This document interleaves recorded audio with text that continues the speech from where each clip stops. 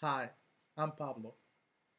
We have been discussing storytelling in the past lessons. We have been writing, we have been um, making an analysis of the whole creative process and how to use proper grammar within storytelling. And today we're going to explore a little more the theory of um, crafting a plot, what the elements of a plot are. And for that, I want to do first a brainstorming exercise. I have here a title from a story. It's actually the title of one of my favorite stories of all time, The Last Question by Isaac Asimov.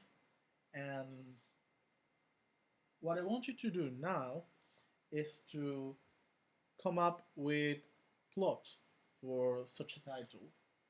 What what do you think a story could be about with a title like this? Now I'm taking suggestions. Well, okay, yeah, could be about the end of the war, the end of times. Okay, that's a very creepy suggestion, but okay, yeah, it can be a detective story. No, detective detectives makes detectives make lots of questions, and it could also be about a story like Pinocchio. Alright. Now, further in the lesson, we're gonna make a little exercise and write a short story with this title.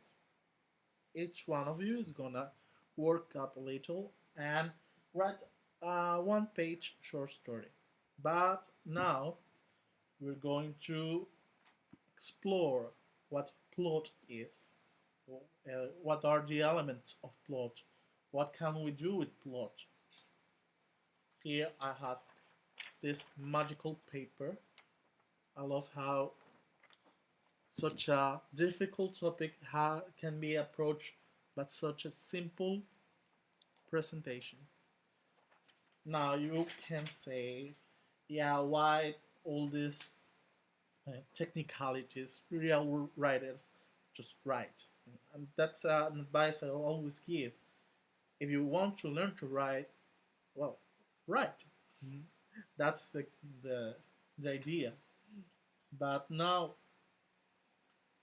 most famous writers that have used literary theory to make up schemes of plot, and you can make analysis of good novels and stories by using schematics like this is called a Freytag's pyramid. Now, this shows the element of plot, an exposition, a rise in action, a climax, a fall in action, and a resolution. Now, let's put an example, okay? An exposition means what's the base of the story? What are the characters? Before the beginning of the story, what was happening with the characters? What was happening with the world that these characters are living in? So I'm gonna grab an example, a very simple example that you all should know, story of Cinderella. Now, the exposition of the story of Cinderella is basically that she was the daughter of a wealthy man, and he married a woman who was vile, cruel, bad person in general. And when he died, she got the house and all the wealth that the father left behind. And she had two daughters, which are Cinderella's stepsisters. So that's his position. That's character.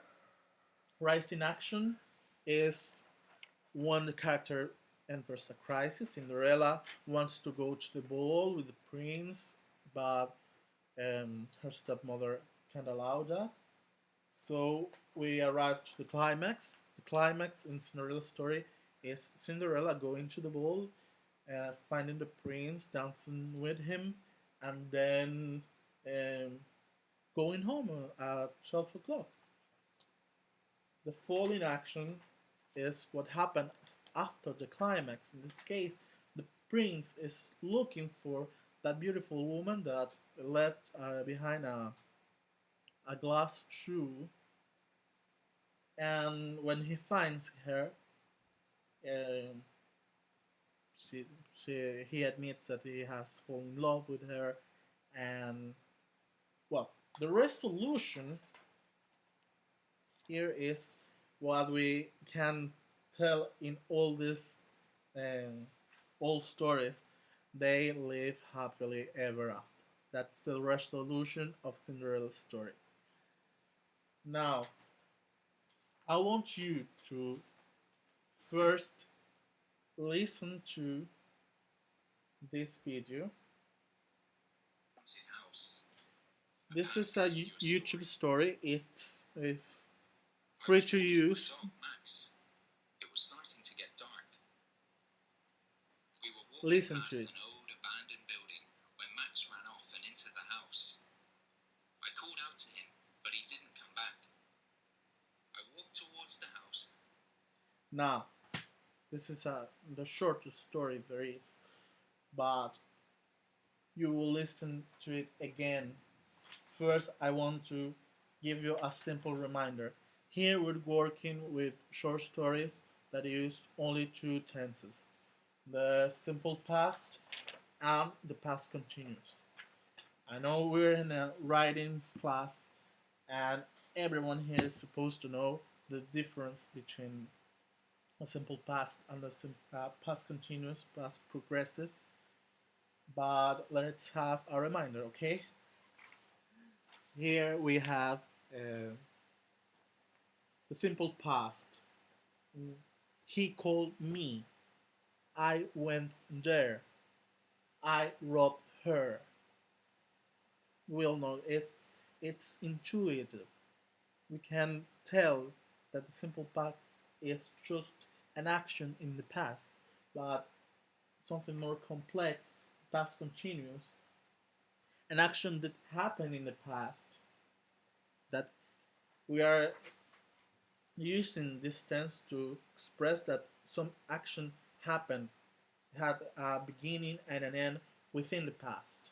Okay, so an example would be when he called me last night, I was eating dinner.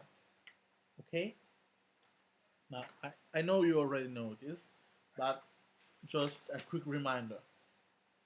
Now I'm gonna play the haunted house again.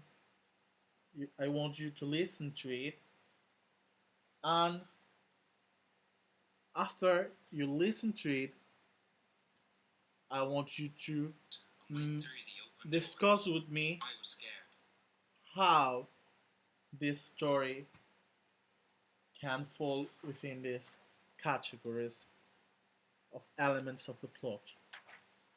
Well, let's listen to the story and we get with it that exercise.